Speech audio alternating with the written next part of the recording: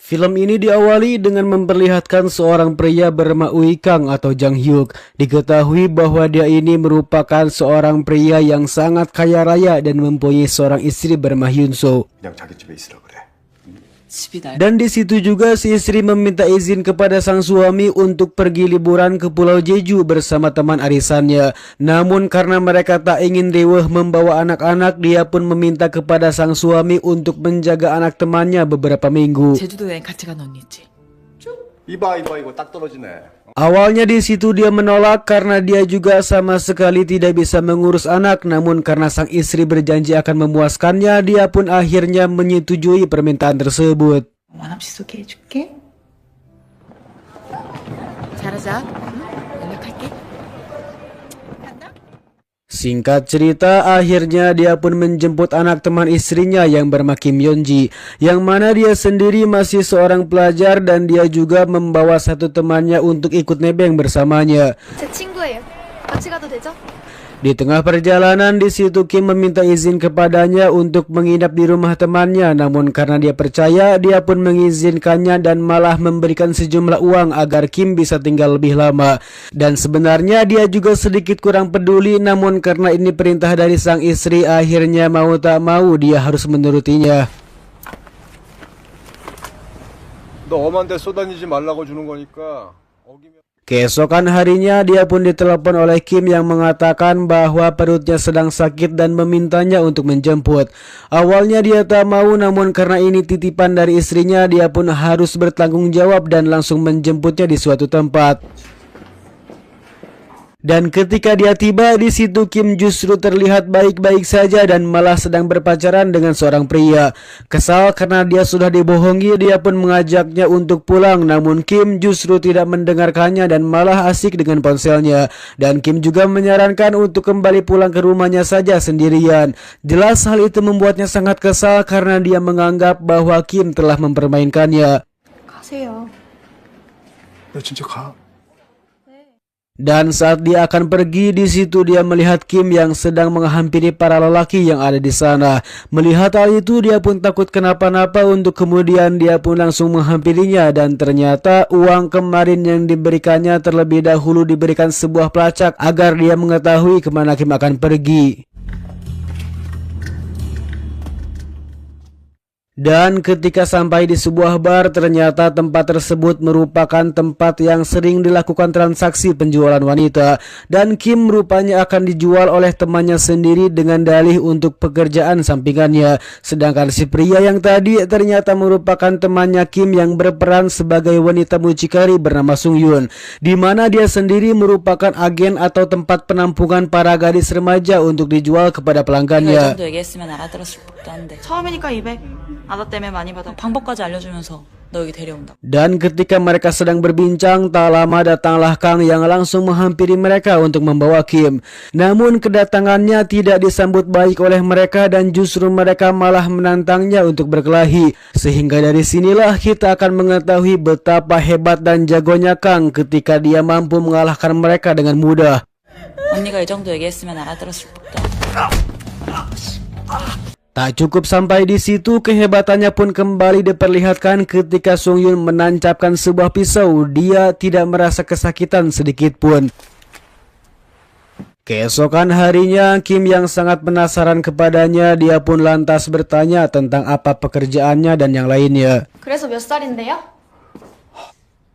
근데 아저씨 뭐 하는 사람 살인 나이가 없어요? 그냥 안 낳는 거야.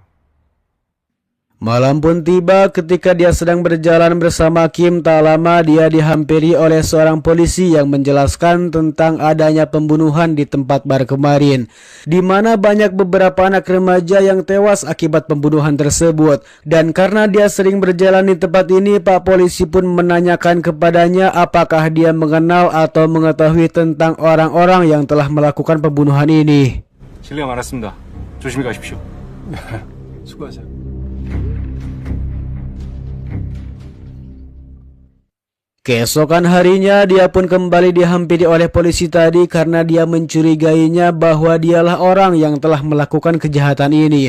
Hal itu disebabkan karena dia melihat mobilnya yang melintas di TKP sebelum terjadinya pembunuhan. Dia juga mengatakan bahwa semua remaja yang tewas merupakan teman dekatnya Kim yang saat ini selalu bersamanya. Namun dengan semua tuduhan itu dia mampu menjawab semua pertanyaannya dengan tenang hingga seakan-akan bukan dialah yang telah melakukan semua ini.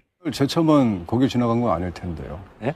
승용차였어요, 오토바이. 있던 여학생은 윤주는 저랑 같이 있었어요. 이게 좋을 것 같은데.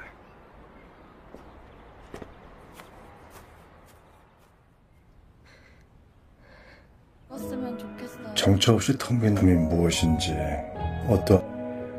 내 손을 두드리며 그저 이 Di sisi lain, Kim sendiri mendapat sebuah telepon dari kakak kelasnya yang mengatakan bahwa dia akan menjebloskannya ke dalam penjara. Dan pisau yang kemarin menembus badan Kang, dia akan menjadikannya sebagai barang bukti untuk menjadikannya sebagai pelaku pembunuhan.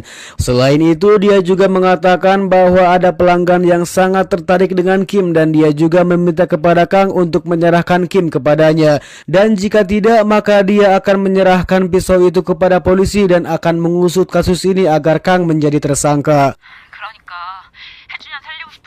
Tak lupa dia juga sangat berterima kasih kepada Kim bahwa dompet yang kemarin dibawanya berisi sejumlah uang yang sekarang dimiliki olehnya. Setelah itu dia pun mulai membuka sebuah koper yang berisi gelang pelacak yang dipakaikan kepada Kim. Sedangkan dirinya akan pergi keluar untuk mencari si Hani berdasarkan pelacak yang ada di dalam dompetnya.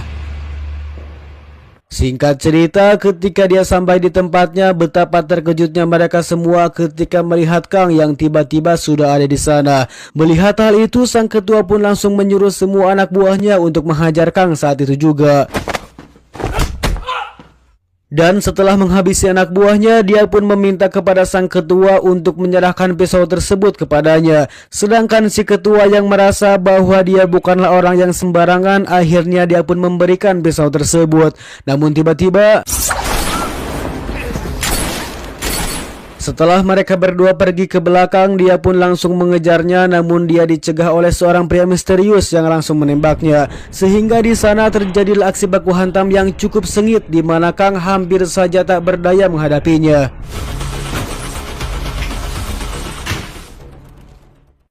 Singkat cerita, setelah dia pulang ke rumah, betapa kagetnya dia ketika melihat rumahnya sudah berantakan dan Kim sudah tidak ada di sana. Yang faktanya Kim sudah berhasil diculik oleh para mafia tadi untuk menjualnya kepada pelanggan yang sudah menunggunya. Namun dengan pelacak yang sudah dipasang sebelumnya, dia pun tidak merasa kesulitan untuk mencari Kim. Dan dengan alat pelacaknya itu, akhirnya dia dapat menemukan Kim dan beberapa gadis yang lain yang sudah dibawa oleh mereka. Sedangkan mereka yang melihat kedatangan Kang, mereka pun sangat amat ketakutan untuk kemudian memutuskan untuk pergi dari sana. Namun sayangnya dia harus ditangkap oleh Kang yang akhirnya dia menanyakan tentang kemanakah Kim akan dibawa. 도려내줄까?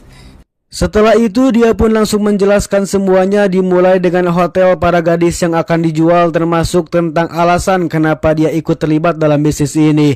Selain itu juga dia menanyakan terkait lokasi hotel yang akan dijadikan transaksi tempat para gadis itu dijual.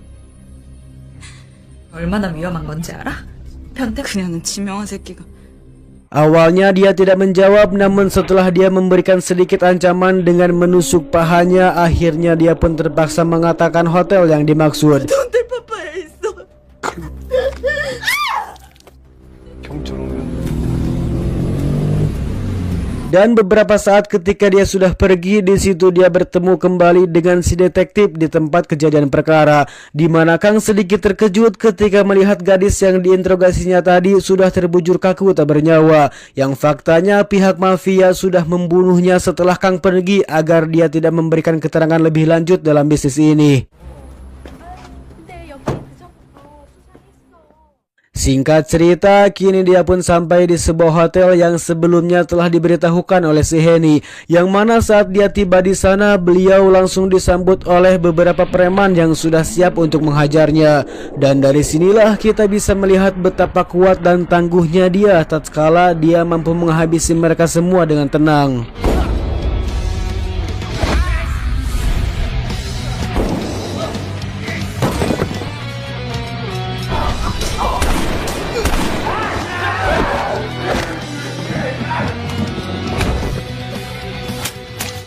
Setelah beberapa preman tewas di tangannya, dia pun menyisakan 3 orang pria untuk dimintai keterangan. Namun karena mereka lambat dalam memberikan informasi, akhirnya dia pun tak segan-segan membunuh satu persatu di antara mereka.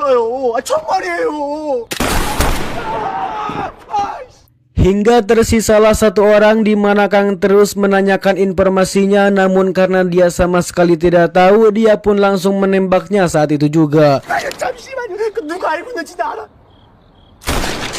Tak lama kemudian datanglah seorang pria yang sempat baku hantam dengan Kang, di mana kedatangannya itu ternyata untuk memberitahukan kepada Kang tentang kemana Kim akan dibawa. Namun sebelum itu dia menantangnya dan memintanya untuk tidak mencari Kim karena dia sendirilah yang akan menghabisinya sebelum dia berhasil menemukan Kim.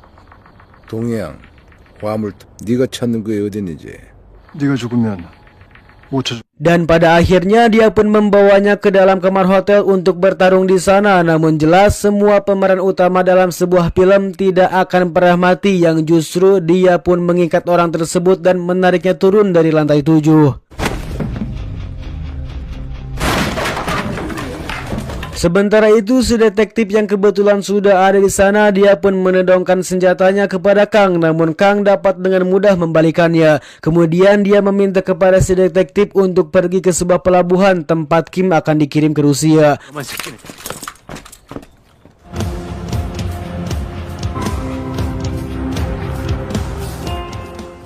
Sesampainya di pelabuhan, dia pun langsung menabrakkan mobil mereka yang sedang membawa Kim.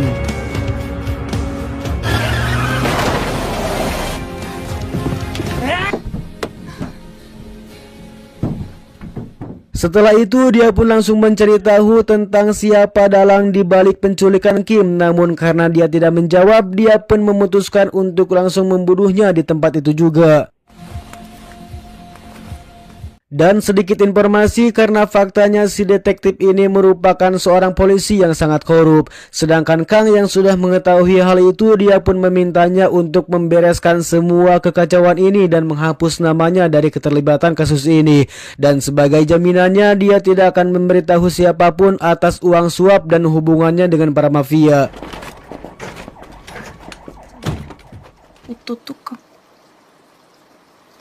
하루 종일 Kemudian dia pun membawa Kim ke rumah sakit atas bantuan dari si detektif yang menjadikan mereka berdua sebagai korban.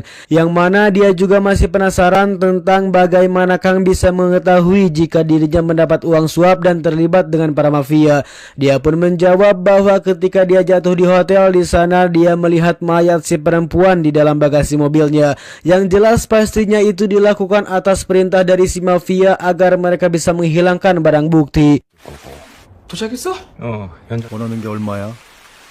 Dan atas keterlibatannya dalam permasalahan ini, akhirnya mau tak mau dia harus menuntaskan semua kekacauan ini dan memintanya untuk memberitahukan siapa dalang dari semua ini. Dia pun menjawab bahwa kelompok mafia ini memiliki hubungan besar dengan para mafia yang ada di Rusia. Awalnya dia ragu untuk memberitahukan kepadanya, namun karena dia menjanjikan uang yang cukup banyak, akhirnya dia akan mencarikan informasi untuknya. 분리수거 용도지. 알아본다고 알 수 있는 게 아니라. 갑자기 원빈 나온 거. 무슨 총 좀 구해달라는. Singkat cerita, Kang pun ditelepon oleh istrinya untuk menanyakan kabar dan juga Kim. Di situ dia pun menjawab bahwa mereka berdua mengaku baik-baik saja agar supaya istrinya bisa menjalankan liburannya dengan tenang. 할 있지? 수상하다? 너 잘 먹고 빨리 퇴원해. Tak lama kemudian dia pun ditelepon oleh si detektif yang mengatakan bahwa dia telah menemukan satu nama yang menjadi dalang dari semua ini bernama Park, yang mana dia sendiri merupakan seorang pengusaha jual beli perempuan Korea yang dikirim ke Rusia. Dan setelah mendapat kabar tersebut, dia pun langsung menghampirinya dan menghabisi anak buahnya saat itu juga. 박형주. Ketika dia tak berdaya, di situ Kang pun langsung menginterogasinya, namun sayang pada awalnya dia sama sekali tidak ingin buka suara. Akan tetapi sebelum dibunuh, dia pun akhirnya mengatakan bahwa dia mulai memperkerjakan para pelajar sekolah seperti Henny dengan tujuan agar dia bisa mencarikan gadis remaja yang sangat cantik dan sesuai yang diinginkan. Dimana ketika mereka sudah mendapatkannya, dia pun mempercantik para gadis tersebut untuk kemudian dijual kepada para lelaki yang haus akan Cipabang. 지목한 놈이 누구야? 너 때문에 마음 메일은 따로 확인하고 문자 보낼 거야. Dan ternyata dia ini sama sekali bukan kelompok mafia dan tidak memiliki hubungan dengan kelompok mafia manapun. Dan alasan tentang kenapa bisnisnya ini lancar adalah karena dia dilindungi oleh seorang hakim yang paling terkenal di Korea, yang mana dia selalu membantunya membereskan setiap masalah yang dihadapinya. Dan faktanya si hakim itu juga ternyata masih suka dengan para remaja, di mana setiap masalah yang sudah diselesaikan, di situ dia selalu memberi para remaja baru untuk dicicipi dan dinikmati oleh si hakim tersebut. 러시아 조직에서까지 애들을 받더라고. 러시아에서 성매매 시키고 Singkat cerita, setelah membunuhnya, dia pun menghubungi sekelompok orang dari Departemen Pembersihan, yang mana kelompok ini bertugas untuk membersihkan TKP dan menyelesaikan semua mayat dengan rapi. 형이 있었어. 어떤 세상이야. 아무튼 예전 가격에 2배 쳐줄게. Dan selain memiliki akses kepada para pembersih, dia juga memiliki kenalan kepada seorang ahli senjata yang memiliki berbagai senjata api, di mana Kang meminta senjata sniper yang dibuat dari Amerika berjenis M200. 물건을 가져 있으면 어떡해?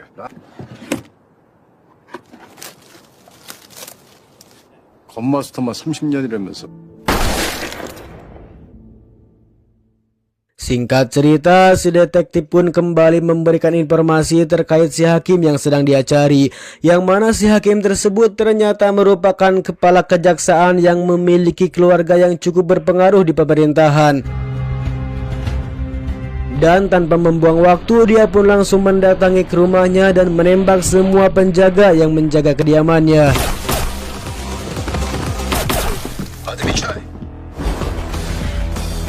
Dan di situ juga ternyata si detektif ikut membantu Kang dalam menyelesaikan masalah ini. Namun rupanya si detektif ini sudah berkhianat dan sengaja menjebaknya supaya datang menghadap si hakim. Dan benar saja si hakim ini sangat berkuasa dan memiliki banyak jaringan. Bahkan si detektif juga merupakan bagian dari si hakim yang sudah lama bekerja untuknya. 돈만 많은 청부업자냐. Kemudian si detektif pun diminta untuk membunuh Kang agar seolah-olah dia mati karena bunuh diri, di mana Kang langsung dibawa ke ruangan lain untuk dibunuh, sedangkan si hakim akan menunggu sambil menikmati gadis yang sudah dia pesan. Setelah membunuh si detektif, dia pun kembali menghadapi si rambut pirang yang terjadilah aksi baku tembak saat itu juga.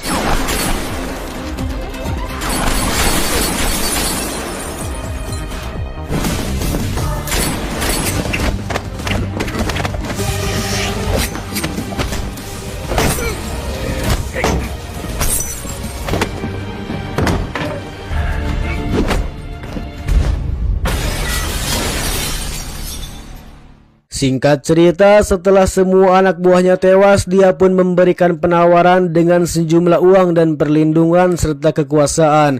Namun di situ dia menanyakan tentang kenapa dia sangat menginginkan Kim sehingga menyuruh semua orang untuk menangkapnya.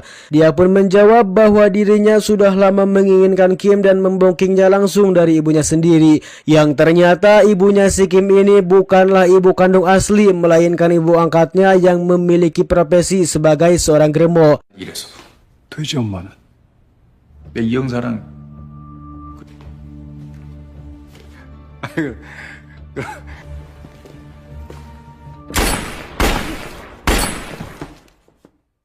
Dan setelah mengetahui bahwa ibunya si Kim merupakan seorang geremo, dia pun langsung mendatanginya ketika istrinya sedang tidak bersamanya. 그래서 네 딸을 이용한 거야. Di tempat itu juga dia menanyakan tentang alasan kenapa dia mengenal istrinya dan mengajaknya liburan keluar kota. Yang ternyata si ibu ini sengaja mendekati istrinya ketika dia mengetahui bahwa suaminya merupakan seorang pria yang sangat kaya raya. Sehingga bisa disimpulkan bahwa dia sengaja mendekati istrinya hanya karena ingin memanfaatkan uangnya saja. Di sisi lain kita diperlihatkan dengan istrinya yang mengambil gambar laut tersebut dan mengirimkannya kepada sang suami. Namun betapa kagetnya dia ketika sang suami sudah ada di sampingnya bersama Kim.